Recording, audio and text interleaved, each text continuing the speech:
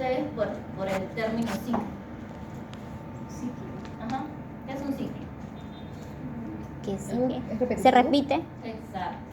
Tienes ahí un círculo, ¿no? Algo que tiene un punto de inicio y va a retornar a ese mismo punto, ¿no? Entonces va a tener un principio y un final, y este final regresa al punto de inicio. Y así se repite por un determinado tiempo. Eso es un ciclo. Entonces, de forma fisiológica, se ha evaluado que este ciclo en la mujer dura 28 días. Y de acuerdo a ese tiempo es que va a marcar un hito en determinado momento de su vida. ¿Cuál va a ser este hito? ¿Recuerdan cuando se producía la gametogénesis en las niñas? La gametogénesis femenina, o sea, la ovogénesis. ¿Cuándo empezaba la ovogénesis? 11, 14, ¿Cómo? 12. De forma prenatal, exacto. En el quinto mes de gestación de la mujercita empezaba la gametogénesis y se detenía en la profase 1 de la meiosis 1, ¿cierto? Este ovocito empezaba su formación, su división meiótica en el periodo prenatal. Ahí empieza la gametogénesis. Pero el estímulo hormonal específicamente de este eje que vamos a conocer hoy día es el que va a desencadenar en qué momento de la vida. Ahora sí, 12 años más o menos en la pubertad. ¿Ya? No se confundan. Entonces, ¿de qué eje estamos hablando? Como ente regulador o ente que comanda todo el sistema hormonal en el cuerpo, hormonas en general, va a estar el hipotálamo y la hipófisis. ¿Ya? La cabeza de todo, el primer nivel de trabajo va a ser el hipotálamo. El hipotálamo va a secretar una hormona. Esta hormona se llama la hormona liberadora de gonadotrofinas. No es la gonadotrofina. Las gonadotrofinas son la FSH y la LH producidas por la hipófisis. Entonces, cuando se refieren a la hormona que libera el hipotálamo, es la liberadora de gonadotrofinas. ¿Se acuerdan que les dije que las hormonas tienen implícito en su nombre la función que realizan? Entonces, ¿qué hace la hormona liberadora de gonadotrofinas? Estimula a la hipófisis para que libere a las gonadotrofinas. ¿Sí? ¿Cuáles son las gonadotrofinas? Que vimos la semana pasada. La primera, la que estimulaba el folículo. Folículo estimulante. La folícula estimulante. Y la otra, la que estimulaba el cuerpo lúteo. Luteinizante. La hormona luteinizante. luteinizante. Esas dos son las gonadotrofinas. Y la sintetiza la hipófisis. Entonces, empezamos por el primer nivel de trabajo. Hipotálamo, ¿qué secreta? ¿Qué hormona secreta? La liberadora de gonadotrofinas, alias GnRH. La GnRH es la hormona liberadora de gonadotrofinas, que va a actuar a nivel de la hipófisis, específicamente en la hipófisis anterior, o conocida como adenohipófisis. En la adenohipófisis se van a sintetizar estas hormonas que se conocen como gonadotrofinas, la folículo estimulante o FSH y la hormona luteinizante o LH. ¿Sí? Estas hormonas, ¿a qué nivel van a actuar? ¿Cuál va a ser su órgano diana? Estamos en el eje. El hipotálamo estimula la hipófisis. La hipófisis estimulará al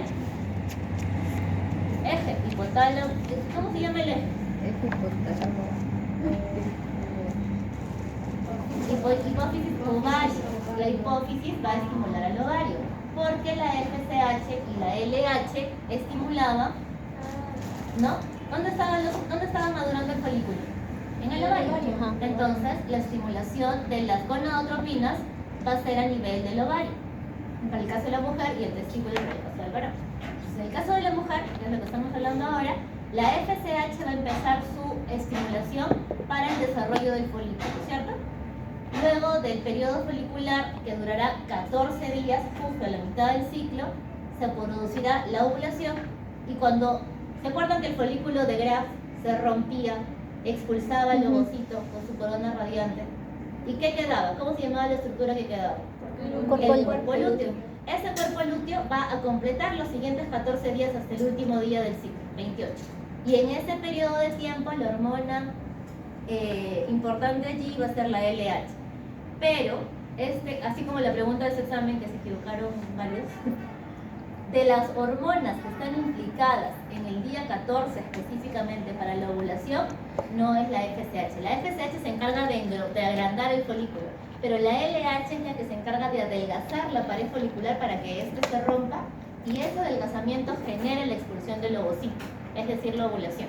Ya, entonces es la LH, el pico de LH. Luego entonces la FSH va a estimular el crecimiento folicular, lo que va a causar que el ovario secrete estrógenos. ¿Qué células a nivel ovárico secretaban estrógenos?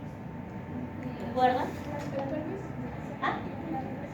Las células de la granulosa, muy bien, que eran parte del folículo. ¿Y la progesterona quién la secretaba? Las que estaban más externamente del folículo grande. ¿Cómo se llaman? ¿Granulosas? No. Ovocito, zona pelúcida, células de la granulosa y la que envolvía la teca, que eran de células estromales, la teca, específicamente la teca interna, iba a ser la encargada de producir progesterona por efecto de la estimulación de la LH.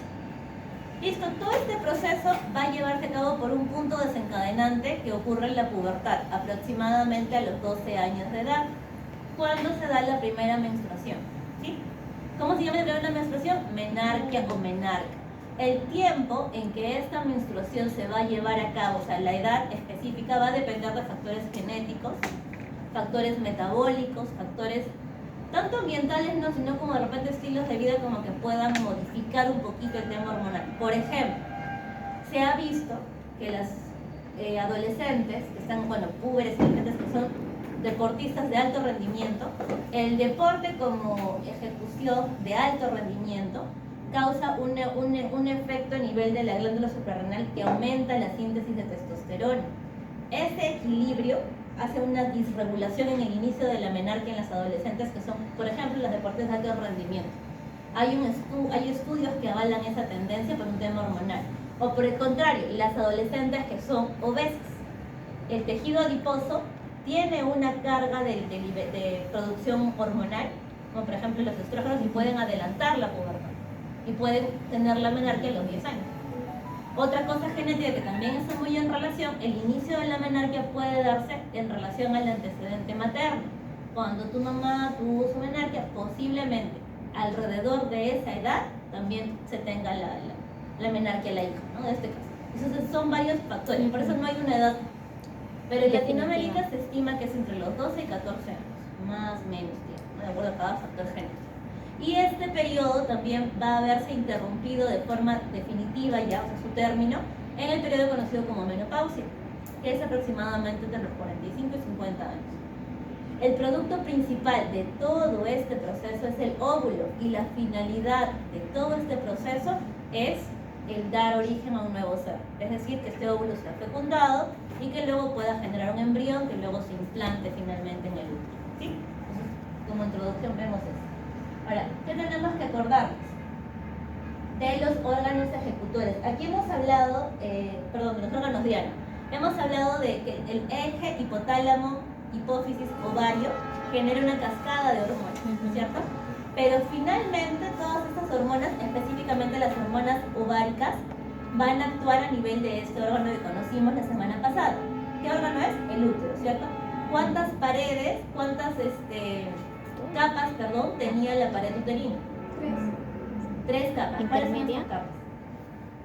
De adentro hacia afuera, de afuera hacia adentro, como quiera. Endo, El ecto. endometrio, el que está en la parte más interna. La parte intermedia, ¿cómo se llama? ¿Ecto? No. Viene el prefijo de la parte interna es derivado del músculo. ¿Cómo se llama? El prefijo para músculo siempre es mio. ¿Ya? Miometrio. El miometrio. ¿Y en la capa más externa cuál es? El perimetrio, exacto. El perimetrio es una capa serosa que tiene una cubierta en la parte posterior y superior de la cubierta del peritoneo y una capa apenticia en la cara anterior, ¿no? Porque es un órgano que se encuentra a nivel pélvico, no es completamente abdominal. Y estas tres capas van a sufrir cambios, principalmente en el embarazo. El miometrio sufre cualquier cantidad de cambios porque se tiene que estirar tremendamente para poder lograr el crecimiento de una gestación. Y para el tema específico que estamos viendo del ciclo menstrual, la capa implicada es el endometrio. Ahora, de este endometrio tendremos que identificar dos zonas, dos puntos específicos. El endometrio va a tener un estrato o capa basal y un estrato o capa funcional. La capa basal, como su nombre lo dice, va a encontrarse cerca de la lámina propia y va a tener la característica de tener células que van a tener la posibilidad de regenerar constantemente. Esas son como unas células madre, ¿sí? Se encuentran en el estrato basal. Y el estrato funcional es el más el que va a dar más a la parte de la parte más interna de la capa del útero, es el estrato o capa funcional. Este es el que va a sufrir modificaciones en cada ciclo menstrual y que finalmente, si no hay fecundación, esta capa es la que se va a desprender en el momento de la menstruación. Entonces, en cada ciclo, cuando hay una hemorragia o el exudado hemorrágico por la menstruación, ¿qué capa es la que se cae? Funcional. La capa funcional. No se cae todo el endometrio, se cae la capa funcional, ¿sí? Tiene un estrato esponjoso y un estrato más compacto en sus capas, pero ambas capas que forman parte de la capa funcional, solo la funcional es la que se va a desprender en el momento de la hemorragia menstrual, ¿no? Tiene una característica de que es una sangre que no tiene factores de coagulación. La sangre menstrual no coagula, al menos lo que fluye normalmente, ¿no? Porque corta, secciona las arteriolas y quedan de esa forma. Un aspecto importante aquí, que tienen que recordar este esquema porque lo voy a preguntar más adelante, es la irrigación. ¿Qué arteria irriga el útero? La arteria uterina, que es rama linfogástrica. La arteria uterina va a discurrir mediante las arterias arcuatas que se encuentran a nivel de la capa muscular, y luego para el endometrio tenemos a la arteriola recta y a las arteriolas espiraladas. ¿Se ve como una espiral en esta arteriola? La arteriola espiralada, que es la que va a penetrar la capa funcional, es la que va a sufrir ramificaciones, va a tener un montón de ramificaciones y son los vasitos sanguíneos que más cambian durante el periodo del ciclo menstrual, ¿ya? Entonces, acuérdense de eso. Y ahora sí, empezamos con lo que dijimos del ciclo, de todas las variaciones hormonales. Entonces, ¿cuál era el primer nivel de estimulación? El primer nivel de ejecución de las hormonas, el hipotálamo. ¿Qué hormona secreta el hipotálamo? Liberadora. Ajá, la GnRH. ¿Sobre quién actúa el hipotálamo? Hipófisis. Hipófisis. La GnRH estimula a la hipófisis anterior o adenohipófisis para que secrete ¿qué hormonas? Ovaria. La gonadotropina, que son FSH y LH. Bien. La primera que va a entrar en escena va a ser la FSH. Lo que va a hacer en esta ocasión la FSH, como su nombre lo indica, es estimular al folículo. ¿Pero de qué manera? ¿Cómo empezaban los folículos a madurar? ¿En qué estadio? ¿Cómo se encontraban los folículos? ¿Era un folículo maduro de frente o cómo empezaba? Primordial. Se recluta alrededor de 10 a 15, otras literaturas dicen 15 a 20, pero en ese número aproximadamente, folículos primordiales, ¿sí? Estos folículos primordiales, en sus células foliculares, ¿se acuerdan? Van a cambiar de estructura, van a pasar de ser células aplanadas a ser células cúbicas, y eso las hace volverse folículos primarios, de solo una capa, ¿cierto? Los primarios unilaminares. De estos primeros unilaminares se dice que de estos 15, por ejemplo, que son seleccionados, solamente uno se comporta como un folículo dominante. Eso gracias a que en la membrana celular de la célula folicular van a expresar más cantidad de receptores para la FSH, lo que va a permitir que aumenten el número de sus capas y se vuelva un folículo primario multilaminar. ¿Qué folículo será ese? El folículo dominante, el que domina la situación, el que se encarga de los somete a los demás y los elimina. Entonces, el folículo dominante va a ser el que va a entrar al ciclo de maduración. Y luego ya empezará el crecimiento folicular, ¿no? Pasará de ser primario a secundario, y de secundario a ser un terciario o folículo de Graf, que es este grandazo, ¿cierto? Entonces, en este momento que estamos acercándonos al día 14, en los primeros 14 días de este ciclo, ocurrirá un evento, el inicio de la de la síntesis de LH. La LH va a aumentar en su expresión debido a que alrededor, ¿se acuerdan cómo se llamaban las células que estaban alrededor de todas las células de la granulosa? La teca. Ocurre que las células de la teca, sobre todo la teca interna, tienen receptores para la LH. Entonces van a crecer y crecer, la LH sigue estimulando, llegado a tal punto que tiene un pico máximo de LH, porque las hormonas son así, fastidios, hasta que obtienen lo que quieren. La LH aumenta tanto que hace que la expresión de las células de la teca maximice la superficie y lo vuelva más delgada de esta pared, que permite que se adelgace la pared del folículo y se rompa. En un punto finalmente se rompe y es liberado el ovocito rodeado de su membrana, de su corona radiante, y este ovocito es el que va a esperar la fecundación. ¿En qué momento? ¿En qué día? En la mitad del ciclo de 28. ¿Qué día será? El día 14. El día 14 va a ser que se va a producir la ovulación. Entonces, este ovocito va a tener 24 horas aproximadamente para poder ser alcanzado por un espermatozoide. Después de una fecundación, este espermatozoide seguirá, este ovocito se volverá, completará su meiosis, ¿se acuerdan? Que completaba su meiosis cuando el espermatozoide lo fecundaba, o esperando que pueda formarse un embrión. ¿Y qué cosa sucedía con la cáscara que había perdido el ovocito? ¿Se acuerdan? ¿Qué se formaba? ¿Cómo se llamaba?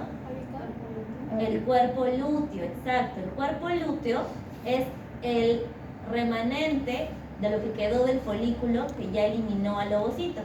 Ese cuerpo lúteo va a continuar, como su nombre lo dice, una estimulación constante por la hormona luteinizante, por la LH. Ahora, en este periodo de tiempo, como ya no tenemos muchas células de la granulosa que producían estrógenos, ahora tendremos la presencia de otra hormona. ¿Cuál es la otra hormona femenina importante?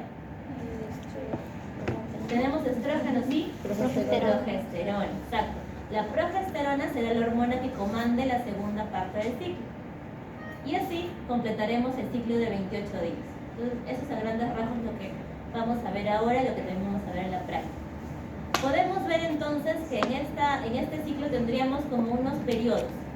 Un periodo preovulatorio, el día de la ovulación, y un periodo posovulatorio.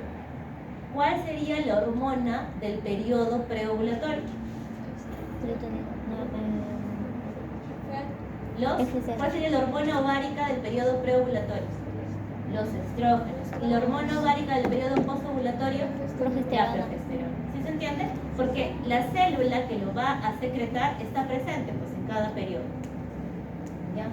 Listo. Entonces, esos son los picos que podemos observar de acuerdo a los estímulos hormonales. Son gráficas de cantidad de hormona en sangre en determinado tiempo del ciclo ovárico. Empezamos con la FSH. La FSH es la que va a tener un aumento en sangre considerable para que se empiece a reclutar los folículos y empiece su maduración. ¿Qué sucedía en el día 14? Había un pico de ¿qué hormona? ¿Cuál está más alto en sangre? La LH. La LH causaba una ruptura del folículo, lo que permitía la liberación del ovocito, lo que se conoce como ovulación. Lo que sigue después de esto es el periodo posovulatorio, en el que la LH va a ir bajando progresivamente hasta que ya no va a haber nada, en relación al aumento de progesterona. Sí, porque aquí se hace un feedback negativo. Ahora, quiero que entiendan bien esta parte de aquí, que es las hormonas hipofisarias que van a estimular al ovario, porque luego vamos a ver qué sucede a nivel uterino. ¿Ya? Esta parte tiene que quedar clara. Entonces, en cuanto al ciclo ovárico, quedamos en que el ovocito primario, envuelto en su folículo primario, va a entrar al ciclo de maduración, permitiendo que se forme este folículo grande, el folículo de Graf. Una vez que ocurra la ovulación, va a continuar como cuerpo lúteo, ¿sí? Entonces ahí tenemos las hormonas implicadas. En la primera fase de este ciclo tendremos, hasta que se produce la ovulación, aquí tendremos al ovocito liberado, y en esta primera fase de crecimiento estuvo presente la influencia de la FSH. Aquí empieza a trabajar la LH y empieza luego su trabajo a nivel de la estimulación del cuerpo lúteo. ¿Ya? Ahora lo vamos a ver con el esquema del hipotálamo. El hipotálamo secreta, ¿qué hormona? Generadora de gonadotropina. Se va a estimular a la adenohipófisis para la síntesis de ¿qué? Primero, FSH. La FSH recluta folículos. En 14 días se completa la maduración y ocurre la ovulación. Gracias a un pico elevado de LH. Se queda solamente la LH, continúa la LH estimulando el cuerpo lúteo para que siga sintetizando progesterona. ¿Sí? La progesterona como hormona es una hormona, como su nombre lo indica, progestacional. Quiere decir que va a promover todas las condiciones a nivel uterino para que pueda llevarse a cabo un embarazo. Va a engordar la capa endometrial, va a permitir que se den cambios a nivel de las glándulas para que puedan secretar más sustancia rica en glucógeno, de tal manera que el embrión llegue a un colchoncito donde pueda ser anidado y pueda tener las condiciones nutritivas para poder aumentar su crecimiento. ¿Ya? Entonces, de eso van a dar la progesterona. Entonces, vamos a dividir, si tenemos un ciclo de 28 días, ¿cuántas semanas habrán en el ciclo? 4. 4 semanas, ¿no es cierto? 4 semanas.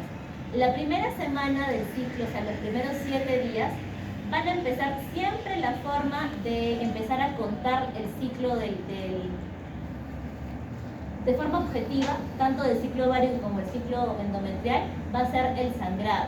El día 1 de la menstruación representa el día 1 de este ciclo, ¿sí? Entonces, la primera semana estará marcado o iniciado por el ciclo menstrual, aproximadamente 4 a 5 días, ¿no es cierto?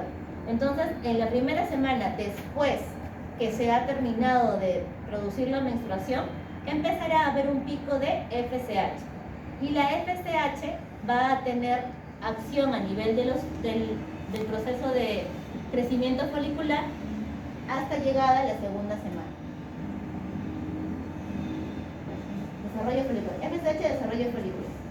Listo. Entonces vamos a ver que ¿se acuerdan que les dije que empezaba a aumentar la cantidad de capitas de las células de la granulosa?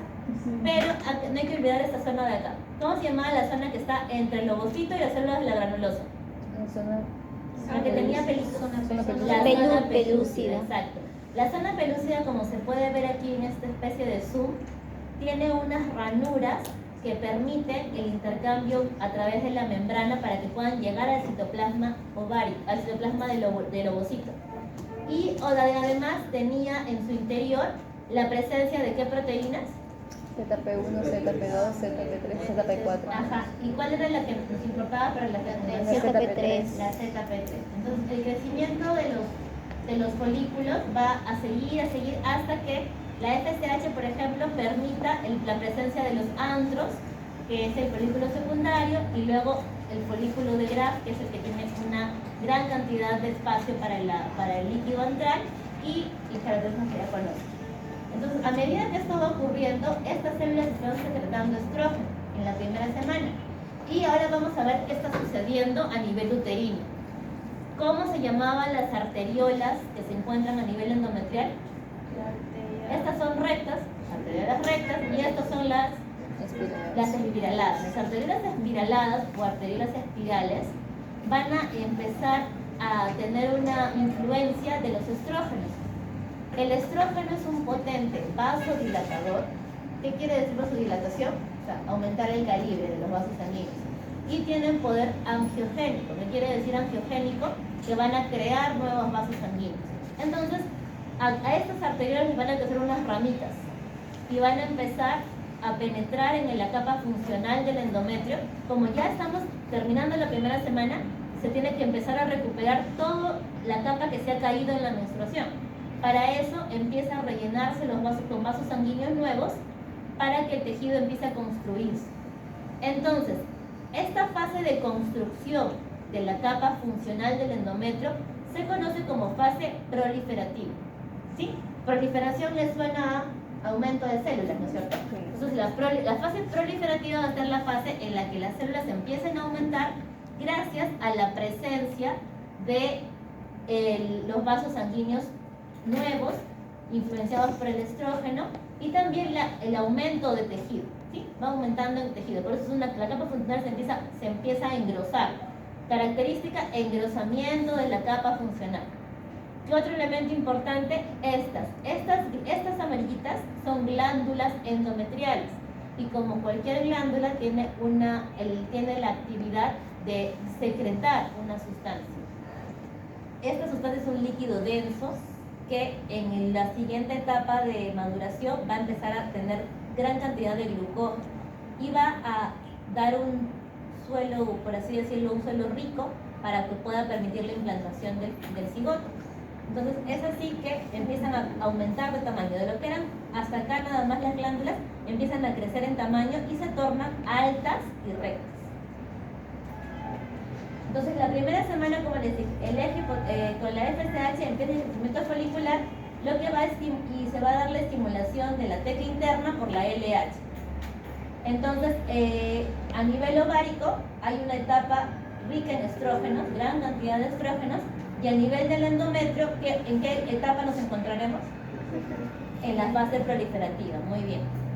Considerando que la fase menstrual la dejamos atrás los primeros 4 días, y desde el día 5 hasta el día 14 tendremos la fase proliferativa.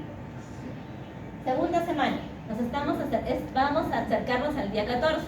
¿Qué ocurrirá a nivel de las glándulas de la hipófisis, de las hormonas, de la hipófisis? ¿Quién va a experimentar un pico máximo de su secreción? La LH. La LH va a seguir estimulando las células de la teca. Con ese pico máximo de secreción va a permitir que se adelgace la pared por tan estiramiento de las células de la teca. Se va a adelgazar la pared y eso causa la ruptura del folículo. Si se rompe el folículo, ¿qué ocurrirá? ¿Cómo se llama ese fenómeno cuando se rompe el folículo? Se rompe el folículo y sale el ovocito. ¿Cómo se llama ese fenómeno? ¿Ovulación? Ocurre la ovulación. ¿En qué día? 14. En el día 14.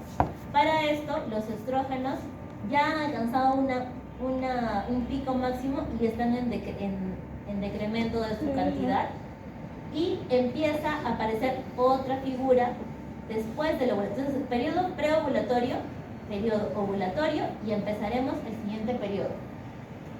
Entonces, ¿qué estará ocurriendo en el endometrio? Entonces, la capa funcional del epitelio está ganando mayor celularidad, está engrosándose más, y esa fase, que es el término de la fase folicular, también marcará el término de la fase proliferativa. Y vamos a ver esto el endometrio entonces va a experimentar estos campos. Esta capa rosadita que está aquí era la capa basal, y la parte amarilla es ese estrato nuevo que se ha formado en esos segundas semanas. Ha crecido en tamaño, las glándulas espirales han aumentado también en altura porque eran pequeñitas y ahora aumentaron en altura, todavía se encuentran rectas, pero la glándula también ha empezado a ganar tejido, el epitelio ha ganado tejido de tipo secretor. Otra cosa que ha pasado es que las arteriolas espirales se encuentran mucho más gorditas, más encurquitadas, y tienen más ramificaciones sanguíneas, ¿no? Eso está ocurriendo a nivel del endometrio en la capa funcional. A nivel de lo que será el corte histológico, podemos ver cómo estas glándulas se ven así, un poco tubulares y largas, ¿ya? Y esta es la luz de la glándula. Entonces, llegada la segunda semana, después del aumento máximo de la estimulación ovárica por la LH, ocurrirá la ovulación, que es el fenómeno en que se va a romper la capa más superficial del ovario. Y ven cómo se rompe y sale. Es eyectado el ovocito. Finalmente, este ovocito esperará ¿a qué nivel de la trompa uterina? ¿Se acuerdan? 3, 4. La trompa uterina tenía las fimbrias en la ampolla. En el siguiente espacio, en el siguiente tramo de la trompa de falopio. En la ampolla, que es el espacio que tiene, o sea, es el área que tiene más espacio, donde se va a ubicar ahí el ovocito a esperar que llegue el espermatozoide. ¿Cuánto tiempo se va a quedar esperando? 24 horas. Solo tiene 24 horas para ser fecundado. Eso va a producir, eso lo va a lograr a través de la llegada del espermatozoide hasta la trompa de Fallope. Tercera semana.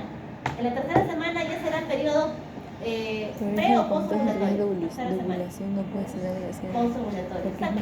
Ya ocurrió la ovulación. Y si ya ocurrió la ovulación, entonces ya tenemos al cuerpo lúteo. ¿Cierto? El cuerpo lúteo es el cascarón que queda después de que se ha liberado el ovocito. Este cuerpo lúteo será estimulado, continuará estimulado por la LH, y la LH permitirá que este vaya a ser más y más grandecito, más gordito, y secrete más cantidad de progesterona. ¿Sí? Entonces la hormona que sintetiza el ovario en el periodo postovulatorio principalmente será la progesterona. Entonces aquí también tenemos el estadio de un corte. ¿Y qué pasará en el endometrio entonces? Ya que ya no hay mucha presencia de estrógeno, así que ya se va a detener el crecimiento del endometrio, pero lo que va a ocurrir es que las glándulas, como les dije, tienen que empezar a secretar una sustancia rica en glucógeno. Esa secreción va a ayudarse, porque las glándulas, ¿se acuerdan cómo les mostré que eran las glándulas antes? Eran rectas, ¿no es cierto? Sí. Ahora, para el periodo de la fase, después de la ovulación, las glándulas se van a ver así, como un serrucho. Tienen un aspecto aserrado o un aspecto medio tortuoso, porque ya tienen que aumentar su capacidad de superficie. Y eso lo hacen mediante el aumento de células por plegamiento. Y las glándulas se van a ver así, como un serruchito. Esa es la fase que va a iniciar la secreción del glucógeno a través de las glándulas endometriales. Por eso esta fase se va a llamar fase secretora. Dejó de ser fase proliferativa para llamarse ahora fase secretora o fase lútea, porque está en relación a la estimulación por el cuerpo lúteo. ¿Ya? Aquí tenemos entonces que el esquema del eje hipotálamo-hipófisis. Para la tercera semana nos encontraremos acá. Inicio del cuerpo lúteo, síntesis de mucha progesterona y en menor cantidad de estrógenos, y continuaremos viendo cómo se van a variar la luz de las glándulas. Se nota, ¿verdad? Es una glándula más corta, pero un poquito más rectificada. En el caso de la fase secretora tendremos glándulas que son como serruchito, más tortuosas debido a que tienen más capacidad de superficie y tienen mayor cantidad de emisión de glucógeno. En la cuarta semana entonces, ya cuando termina todo este ciclo, cuarta semana es ya acercándonos a la semana al día 28, va a ocurrir que al no haber fecundación, el cuerpo lúteo, como ya la LH se va a agotar, las reservas de LH, ya no va a haber quien estimule el cuerpo lúteo, también se va a caer la cantidad de progesterona. Y eso va a causar que súbitamente el endometrio pierda su vascularidad. ¿Qué pasaba con los vasos sanguíneos? ¿Había vasodilatación o vasoconstricción? En un principio, vasodilatación. Entonces, lo que va a ocurrir cuando se depriva de todas las hormonas es el efecto contrario. Va a haber vasoconstricción. Entonces, eso va a causar que este tejido, que tenía muchos vasos sanguíneos, pierda la irrigación. ¿Y cómo se llama ese fenómeno? Cuando un tejido pierde la irrigación, pierde la nutrición. ¿Cómo se llama? No lo entiendo todavía. Isquemia, ¿sí? La isquemia es el resultado de la falta de nutrición o de irrigación en un tejido. Si la isquemia se perpetúa y continúa, ¿qué sucede? La necrosis. Fisiopatológicamente es así. Isquemia, luego la necrosis. La necrosis significa muerte celular, ¿cierto? Entonces, cuando esta capa pierda sus vasos sanguíneos, por deprivación completa de las hormonas, se corta el flujo sanguíneo y ese tejido que está isquémico se necrosa y finalmente se muere. Por tanto, para el día entre el 28 y el 30 se da la fase isquémica, que es la fase isquémica, y eso genera la pérdida de la capa funcional del endometrio, que va a retornar a la primera fase, ¿cierto? Al periodo menstrual. ¿Sí? Terminan los 28 días del ciclo. Profesora, disculpa, ¿la necrosis en qué día era distinta? Terminando el día 28, sigue la fase isquémica, 2 días aproximadamente. Entonces, en ese periodo, entre el día 28 y el 30 aproximadamente, para los que tienen ciclos regulares, termina de desprenderse la capa, y entre el día 1 y el cuarto del siguiente ciclo caerá la menstruación. ¿Ya? Por eso es que se considera como el evento más resaltante que tenemos para poder empezar a contar el ciclo de la menstruación. Se considera que el ciclo empieza con el día 1 de menstruación. ¿De acuerdo? Por eso cuando ustedes hagan el ejercicio de la fecha probable de parto o de la fecha probable de fecundación, ¿qué tendrán que preguntar? ¿Cuándo comienza su... ¿Cuándo fue su último periodo menstrual? Y le preguntarán, ¿qué día empezó o qué día terminó? ¿Qué día terminó? ¿Qué día? ¿Qué día empezó? ¿Qué día empezó? Para poder calcular cuándo fue la fecha probable de fecundación, necesitamos saber cuándo empezó su ciclo. Ustedes son estudiantes de medicina y váyanse acostumbrando a que en su familia, sus primos, sus amigos que no están estudiando eso, les hagan preguntas de este tipo, ¿cierto? Tengo este tal problema menstrual, que no sé cuánto, explícame cómo debería ser. O no me quiero cuidar con anticonceptivos hormonales, quiero usar el método del ritmo, porque yo soy recontra regular. ¿Cómo puedo hacer? ¿Qué día debería, qué día no debería? Ustedes, por fisiología, deberían poder recomendarles qué sería lo mejor en su caso, ¿no? Para eso tienen que preguntarle en un periodo de 6 meses cómo han sido sus ciclos menstruales para considerar que son regulares.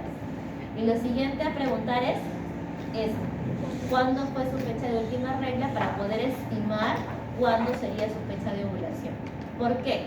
Porque en teoría, por ejemplo, supongamos que Pepita menstrua los primeros de cada mes. Mañana es 1 de septiembre. Pepita menstrua el 1 de septiembre hasta el 4. ¿Cuándo estaría ovulando Pepita? ¿Qué día de septiembre? El 14. El 14, el día 14. Si el día que ovula Pepita tiene un periodo de ventana para fecundar de 24 horas, su ovocito, ¿qué otro dato tendrían que conocer ustedes por teoría para saber cuántos son los días de riesgo de Pepita? Si saben que el ovocito vive 24 horas, ¿qué célula les falta? ¿Qué célula les falta en la ecuación de la fecundación? ¿Cuánto es el tiempo de vida media de un espermatozoide? 3 días. ¿Ah? 6 días. 6 días. Entonces, si el espermatozoide llega al ovocito, por ejemplo, ¿no? Entonces tienen que darle un periodo de ventana. Generalmente se da 3 días antes de ovular y 3 días después de ovular, por el tiempo que el espermatozoide puede esperar por ese periodo de ventana, y son días de riesgo. Si tienen relaciones sexuales sin protección en esa ventana de tiempo, Pepita puede salir embarazada, ¿sí? ¿Por qué? Porque ella ovula generalmente el 14-15 de cada mes, ¿sí? ¿Se entiende? Entonces, ese es el ciclo, y lo hacemos contabilizando el tiempo de la menstruación, porque es el dato más objetivo que tenemos. Hay otras formas, ¿no? El de temperatura corporal, el moco cervical, pero es muy tedioso de cuantificar y de hacerlo objetivo sobre todo, ¿no? Entonces ustedes, la forma más práctica que se tiene para estimar este periodo de tiempo es la menstruación. Pero eso es solo si eres regular. Exacto. Y si eres irregular. Si no es regular, ya es más difícil que sea. El método de ritmo solamente lo recomiendan, y esto es porque tiene una tasa alta de falla, a las personas que son regulares. Y solamente puedes estimar regularidad como tal si has tenido una ventana de tiempo de menstruación de más o menos 2 días en los últimos 6 meses. O sea, has menstruado regularmente, generalmente el mismo día en los últimos 6 meses. Con esa historia clínica puedes tener el dato de que esa persona es regular. Si no es así, no lo sé. Entonces es peligroso. Ya, entonces tenemos que así. El óvulo ya estando ¿Fecundado? En las 24 horas de día, digamos. ¿Hay alguna posibilidad de que dure más de las 24 horas? No. Como célula tiene una fecha un periodo de caducidad. Después de ese periodo de tiempo, el ovocito muere, la célula, porque no tiene quien lo mantenga. El ovocito es una célula grande, es la célula femenina más grande del cuerpo, es una célula grande, muy demandante. Por eso el tiempo que está dentro del folículo, el folículo lo nutre. Cuando está en la ampolla, está solita, está solo con su corona radial. No tiene cómo mantenerse más que ese periodo de tiempo. Algunas literaturas dicen que puede ser 24 a 48 horas. Otras dicen 12 horas a 24, pero el rango promedio es 24 horas de su fecha de caducidad. Listo. Entonces, después de que se da el periodo exudativo hemorrágico, se acabó el ciclo. Y volvemos a un siguiente periodo, ¿no? Que sería el siguiente mes. Pero, ¿qué pasaría si ocurre la fecundación? Supongamos que este ovocito finalmente logra ser alcanzado por un espermatozoide y consigue fecundar. En ese periodo de tiempo, que es lo que vamos a ver en las siguientes láminas, va a darse una serie de cambios hasta que llegue a implantarse en la cavidad uterina. Pero aquí ya no va a haber una degeneración del cuerpo lúteo. ¿Se acuerdan que el cuerpo lúteo degeneraba por la caída de las hormonas y se volvía el cuerpo albícao? Dije la semana pasada. En el caso de que hubiera menstruación, no se va a producir la pérdida del cuerpo lúteo. El cuerpo lúteo va a volver cuerpo lúteo del embarazo y va a seguir secretando progesterona. Pero lo que sucede aquí es que hay un cambio de estimulador. ¿Cuál era el estimulador del cuerpo lúteo? La LH. Pero la LH sí o sí va a caer en el día 28. Entonces, ¿quién se va a encargar de estimular al cuerpo lúteo? ¿Qué hormona creen ustedes? ¿Ah?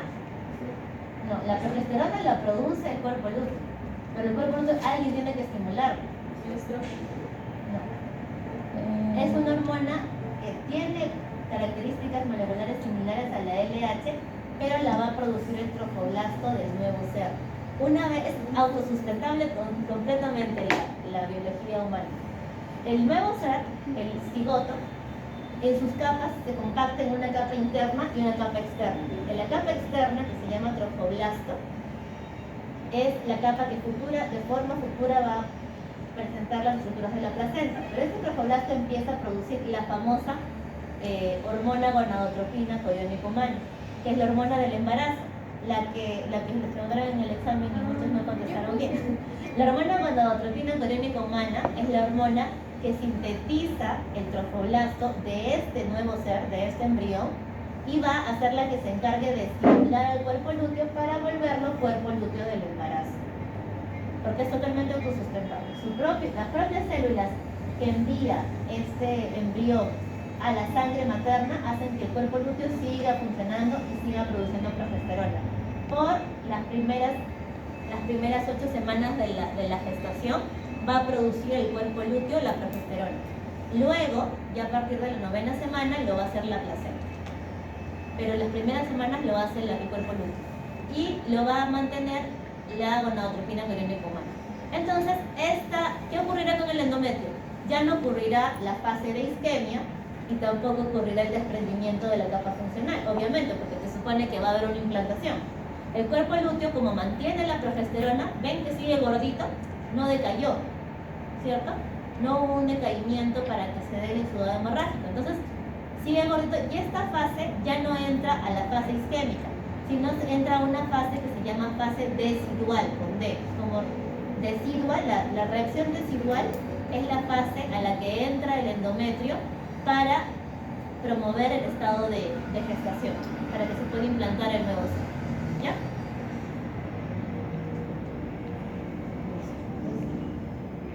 Y si es que no ocurre nada, y bueno, ya ocurrirá la menstruación nuevamente, ¿no? En las fases que ya hemos visto. La fase preovulatoria o fase folicular coincide con la fase secretora o proliferativa del endometrio. ¿Se acuerdan?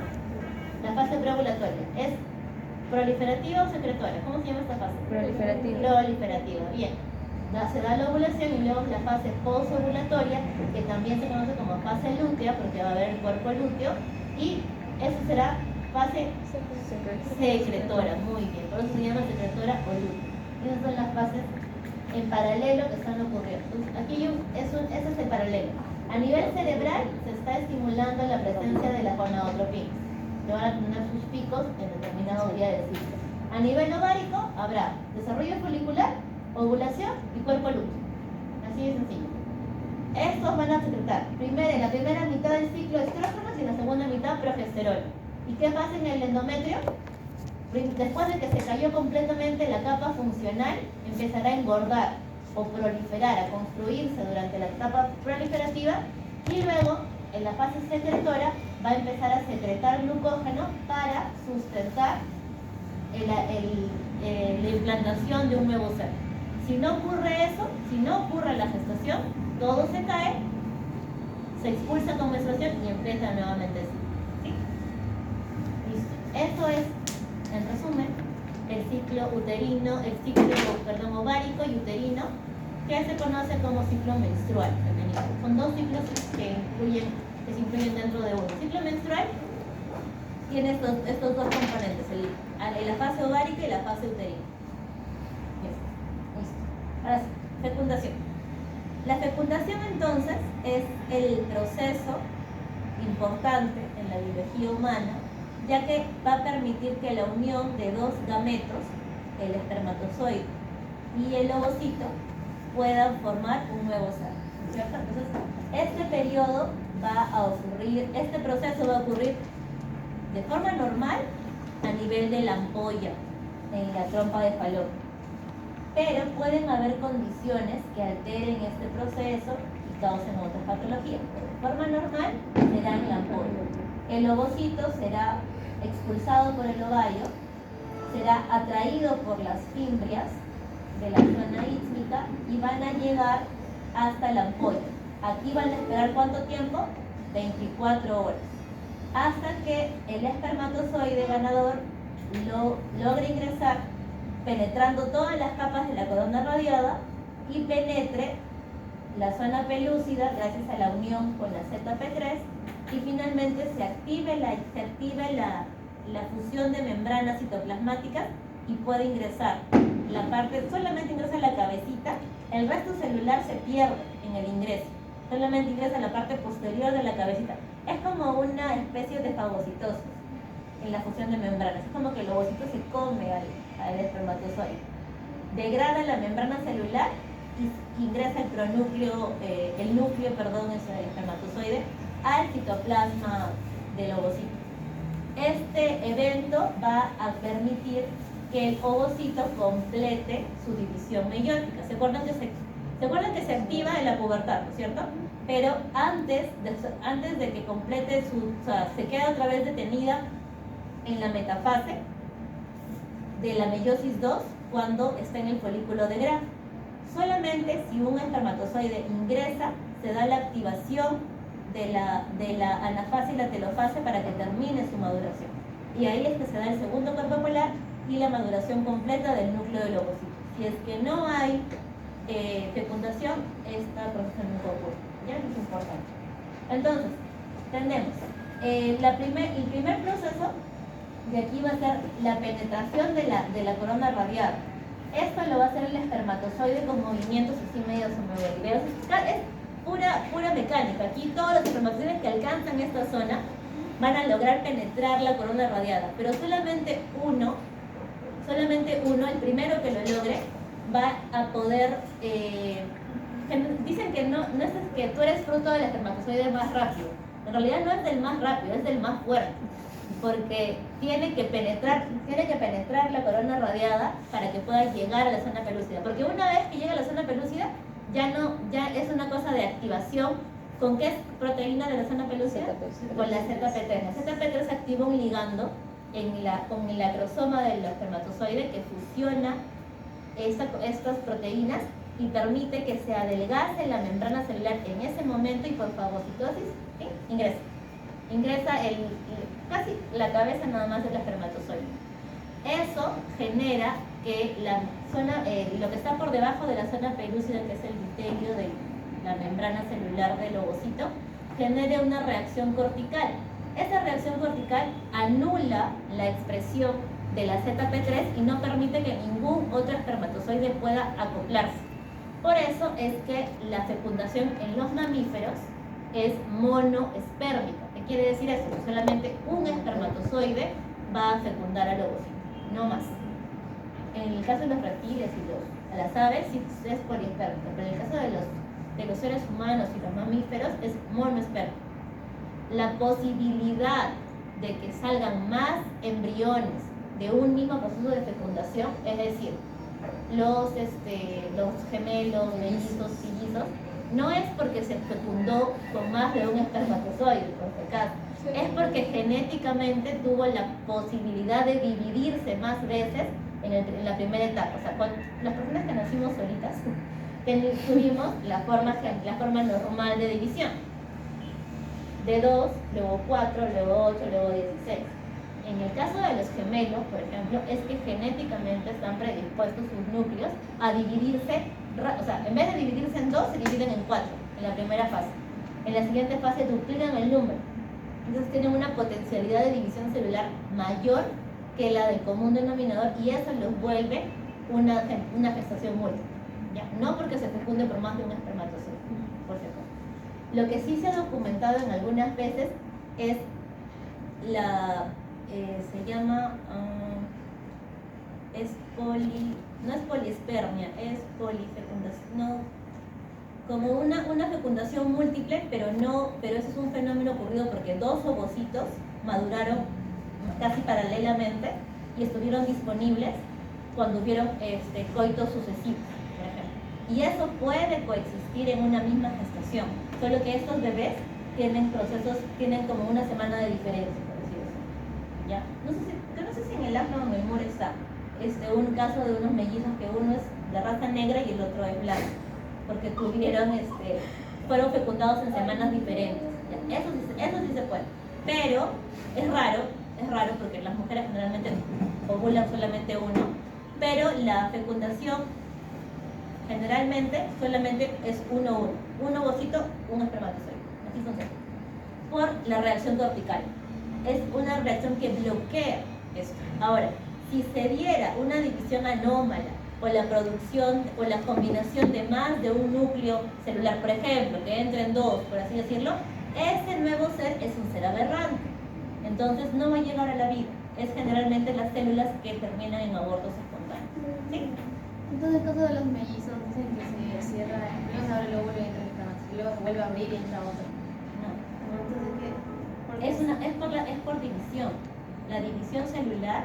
Pero esos serían los gemelos que tienen un solo. Pero los mellizos que tienen, cada uno tiene su propio. ¿Cómo se llama? Su propio. Sus caritas. No sé cómo se llama. ¿Cuál es la diferencia de membranas? gemelos y Sí, mellizos? ajá.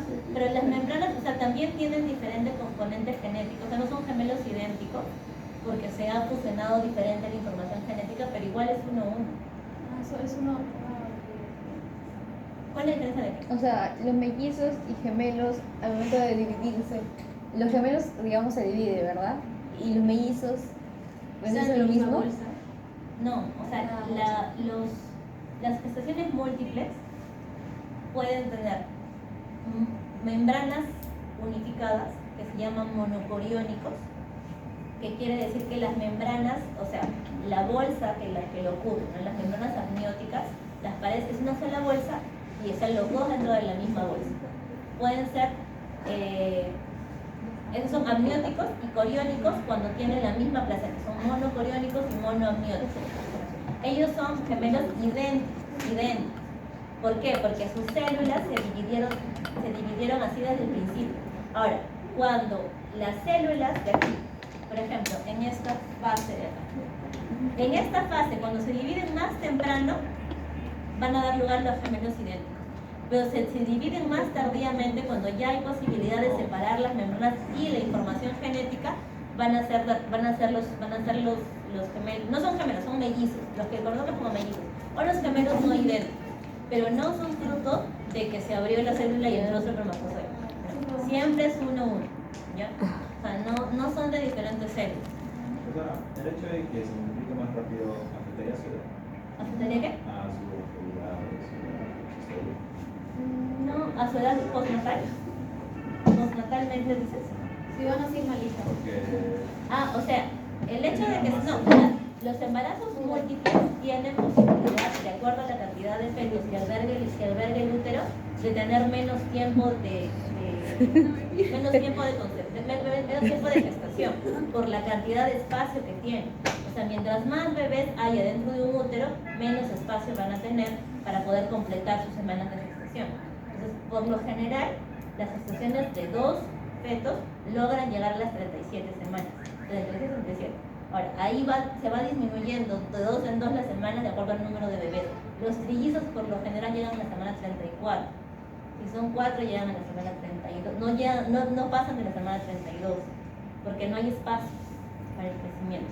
La placenta no se abastece para nutrirlos a todos y el espacio tampoco permite el desarrollo de todos. ¿Se ha llegado a documentar 5 bebés? Sí, 6, Sí, 8. 8. Pero no Eso- se bien chiquito. 2 meses embarazados. A veces ocurre en las fecundaciones in vitro cuando han sido fertilizadas las células y eso puede causar una división exagerada porque han sido en el momento de la implantación tienen que implantar más de un embrión dependiendo en qué fase de la fertilización lo hagan. Y puede hacer que esté alterada la división mitótica de esta célula y genere gestaciones múltiples. Generalmente son gemelos. Entonces seguimos. Ya. Y bueno, seguido de la reacción cortical, que es la reacción de bloqueo de la zona pelúcida para que no entre otro espermatozoide, ahí una vez que se da la exposición del núcleo femenino, se dará la activación para que éste complete su segunda división meiótica. ¿Se acuerdan? Se quedó en metafase. Termina la anafase y la telofase y se da la presencia del óvulo maduro, ¿no? Recién va a ser un óvulo maduro. El segundo cuerpo polar degenerará, ya no le importa a nadie, solamente nos importa el óvulo.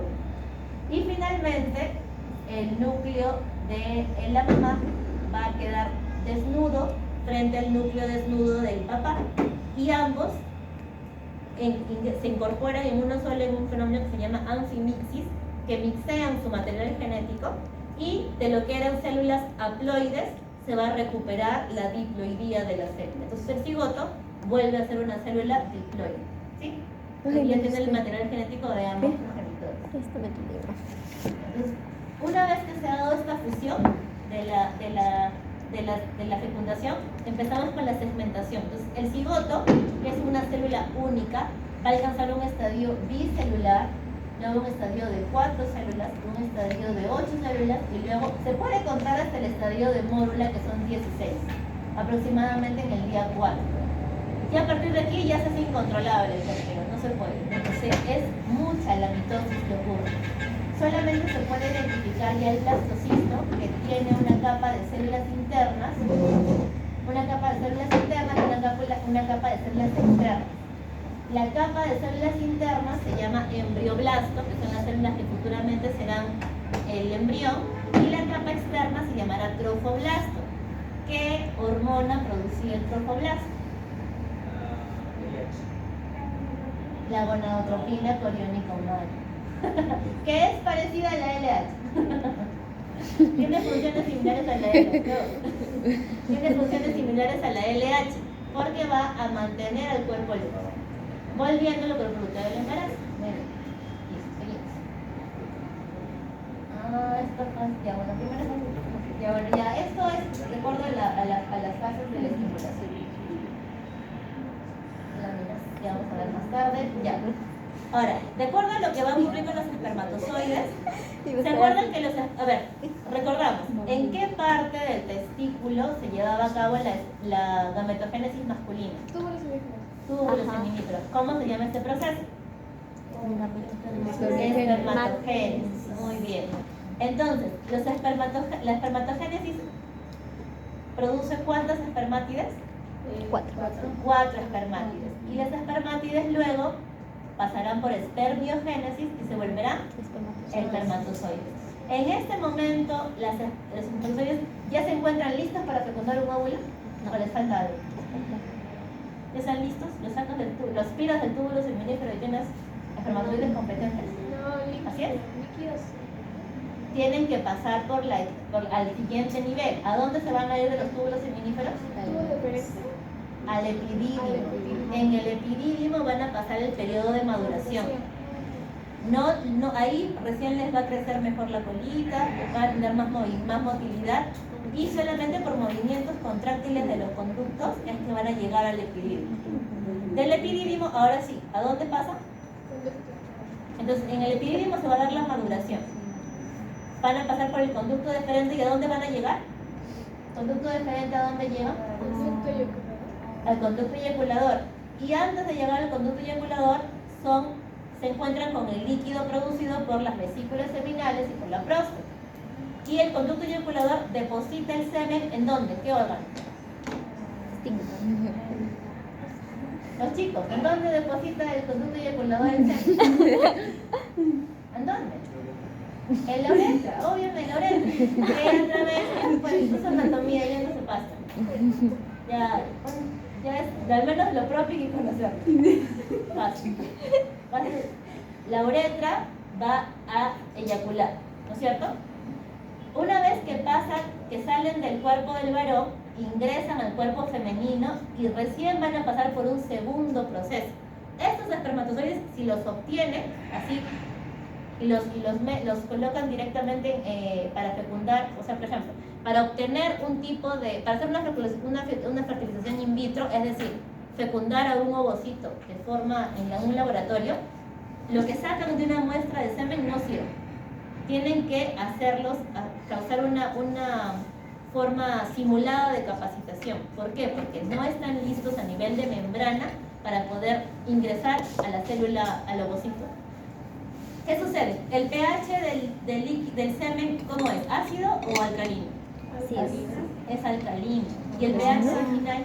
Es ácido. Ácido, exacto. Ese primer periodo del ingreso de los espermatozoides al aparato reproductor femenino se llama capacitación. La capacitación es la última etapa de entrenamiento de los espermatozoides que va a generar cambios en su membrana para que puedan ser más sensibles a los cambios de los iones y poder moverse mejor. Entonces la capacitación ocurre, para empezar que salen como 350 millones de espermatozoides en una eyaculación. Esa cantidad se reduce al 10% nada más, o sea 350.000, que logran pasar el pH ácido de la vagina. Se mueren casi el 90% de los espermatozoides.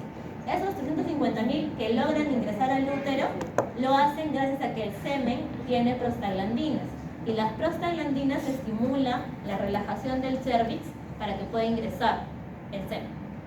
Parcialmente, ¿no? Esta cantidad de espermatozoides. Por los movimientos contráctiles de la región cervical van a lograr llegar hasta la cavidad uterina. Llegan a la cavidad uterina y aquí se perderá otra cantidad de espermatozoides. Aproximadamente solo 100.000 alcanzan a nivel de la zona del cuerno del útero para llegar a la trompa. Luego la trompa, otro problema. Por eso no es el espermatozoide más rápido, sino el más fuerte. El que tenga más características de mejora en sus membranas para que pueda conducirse y pueda soportar todas las condiciones climatológicas adversas del útero. Llegan a la trompa y una vez en la trompa tienen que atravesar toda la porción de la trompa por quimiotaxis porque los atrae el ovocito y finalmente en la ampolla entra, generando solamente unos cuantos alcanzarán la penetración de la corona radiada y solamente uno se acoplará a la ZP3 para poder permitir la fecundación. ¿Ya? Entonces aquí tenemos la fecundación. Entonces las etapas del proceso, la capacitación, ¿dónde se daba? En el útero. La maduración del espermatozoide era en el epidídimo y la capacitación en el útero, ya a nivel del canal, puede ser desde el canal vaginal, pero los cambios completos en la membrana son a nivel uterino. Luego van a pasar la reacción acrosómica. La reacción acrosómica es aquella que permite la fusión del acrosoma, de esta cabecita del espermatozoide, con la proteína ZP3. ¿Sí?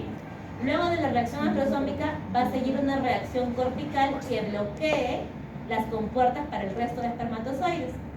Y luego se va a dar la fase de penetración de la membrana. La fase de penetración va a permitir el acoplamiento de las células para que el núcleo del espermatozoide, como se ve aquí, llegue al citoplasma del ovocito. Entonces, como fases tendremos la fase de penetración de la corona radiada, la fase de penetración de la zona pelúcida y la fase de la fusión de membranas celulares para que se pueda exponer el núcleo del espermatozoide. Entonces tendremos la fase 1, fase 2, fase 3. No sé. Mira, hay Luego, esperanza de que no me toque. Se va a dar la reacción cortical, que bueno, es parte de la positiva. respuesta del ovocito. Se dará la reanudación de la segunda división meiótica para que complete su maduración, y luego el ovocito una vez que está maduro ya se puede combinar por el fenómeno de anfimixis con el espermatozoide para que luego se dé la fecundación, la activación metabólica del huevo. La activación metabólica del huevo es que inicia la división celular del cigoto. En este momento, el ovocito le aportó el cromosoma, los 23X al cigoto, y vendrá aquí un 23X o un 23Y del padre, ¿cierto? Entonces, ¿quién determina el sexo del bebé? El padre. El padre. Exacto. ¿Y en qué momento se determina el sexo? ¿En qué momento se determinará el sexo del bebé? Aquí, en la fecundación. En la fecundación. Se sabe cromosómicamente qué va a ser ese bebito en la fecundación. Ahora, ecográficamente, por los datos de los genitales externos, será a partir de la semana 3. Pero cromosómicamente el esperma tiene sexo en el momento de la fecundación. ¿Sí? Entonces, los resultados de la fecundación: se va a restablecer el número diploide de cromosomas, se determinará el sexo y se va a dar inicio a la segmentación. Entonces, los blastómeros se van a compactar, en el día 4 serán mórula y finalmente serán el blastocisto, que tiene un embrioblasto y un trofoblasto, aproximadamente en el día 5. Ya está. Tenemos entonces, como ya vimos, ovulación. La ovulación causa la presencia del ovocito en la ampolla. Logra ser fecundado y tiene que irse rodando. El ovocito fecundado se va a rodar porque la ampolla y todo el resto de la trompa de falopio tiene como unos cilios. Se hace un movimiento ciliar y desplaza al ovocito. Lo desplaza hacia la cavidad uterina. ¿Qué pasaría si estos cilios no se mueven bien porque hay un síndrome? Por ejemplo, el síndrome de Asherman es el síndrome de adherencias tubáricas severas, por ejemplo, por una enfermedad pélvica inflamatoria, que es una ITS en las mujeres, por tuberculosis, por ejemplo, o por algún tipo de secuela quirúrgica por un procedimiento interno, o por endometriosis. Entonces, las adherencias severas pueden causar que no haya cilios, pero como el espermatozoide es tan chiquitito, puede pasar por las adherencias, alcanza a fecundar acá, pero ¿qué sucede? Este cigoto que fue fecundado se empieza a dividir y toda la cosa, pero no avanza al útero. ¿Cómo se llamaría el caso de que este ovocito fecundado se mantenga como un blastocisto dentro de la ampolla de la trompa uterina? ¿Cómo se llama ese problema en la implantación? Un embarazo ectópico. El término ectópico es aquello que está fuera de lugar. Todo lo que está fuera de su lugar normal, que es la cavidad uterina aquí grandaza, es un embarazo ectópico. ¿Dónde más puede haber un embarazo ectópico? Cualquier lugar fuera del útero, pero lo conocido es, o lo posible dentro de donde configura el ovocito, porque tampoco es que pueda haber en el intestino, por ejemplo, ¿no? Entonces, puede haber embarazo ectópico ovárico, puede haber en el ovario cuando la fecundación se da aquí cerquita del ovario y se queda pegado acá se implanta el cigoto. Puede ser el tubario, que es el más frecuente, el tubario. Puede haber uno a nivel del cuello, aquí, en el cuello uterino, aquí, y puede implantar aquí, también se puede implantar acá. Y la otra forma de embarazo ectópico es a nivel abdominal, como cuando este ovocito que está acá está muy a la altura está muy cerca de este espacio que da para la cavidad abdominal, el embrión puede ser expulsado de la zona del aparato reproductor y llegar a la cavidad abdominal, implantarse en el epíplomo. ¿Saben qué es el epíplomo? De la curvatura mayor del estómago cae un delantal, como un tejido conectivo que parece grasa, que cubre todas nuestras vísceras abdominales, ¿sí? El delantal, el aumento mayor. El aumento mayor tiene mucha vascularidad y si cae un embrión, un blastocisto, o sea, un cigoto ya después de la fecundación, podría generar un embarazo ectópico intraabdominal, que por el espacio sería el único lugar donde podría ser viable, entre comillas, si es que no causa obstrucción intestinal o algún tipo de cuadro severo antes, ¿no? Pero sí, se han reportado casos de embarazos ectópicos abdominales que llegan a término. Ahí en ese caso no se hace cesárea, porque no se hace una laparotomía, porque hay que abrir el abdomen, porque el feto está fuera del útero y está creciendo en la cavidad abdominal.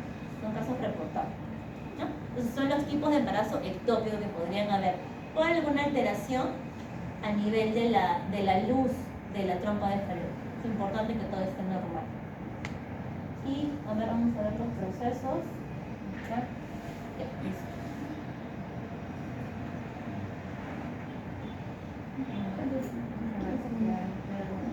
A ver, si hablamos de la fase menstrual, de acuerdo a las características que vemos aquí, ¿qué letra sería? Fase menstrual. Sería la hemorragia. ¿Es esa alarma? La fase proliferativa del endometrio. Vamos a morir. El endometrio se repara y engruesa. Sí. ¿Verdad?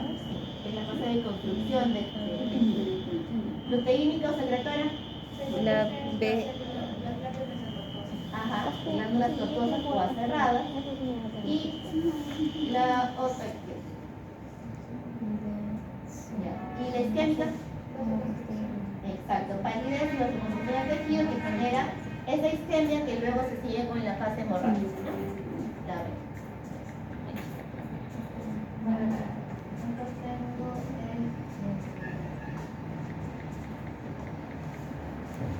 Hay tiempo para hacer cosas. ¿Vamos a hacer otra vez? Sí, el coster está parecido.